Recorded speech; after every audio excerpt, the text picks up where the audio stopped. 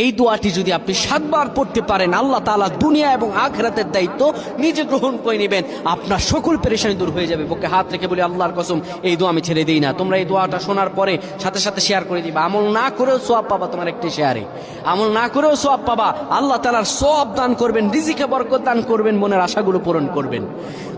ও আমার প্রাণের ভাইয়েরা, বিশ্ব নবী মুহাম্মাদুর রাসূলুল্লাহ সাল্লাল্লাহু আলাইহি সাল্লাম বলেন, কোন ব্যক্তি যদি এই দোয়াটা 7 বার পড়তে পারে, দোয়াটা হলো হাসবি আল্লাহু লা ইলাহা ইল্লাহু আলাইহি তাওয়াক্কালতু ওয়া হুয়া রাব্বুল আরশিল আযীম।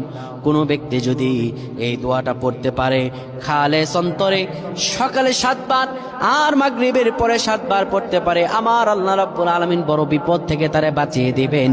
তার দুনিয়া এবং আখিরাতের দায়িত্বগুলো আমার রাব্বুল আলামিন নিজে গ্রহণ করে নেবেন।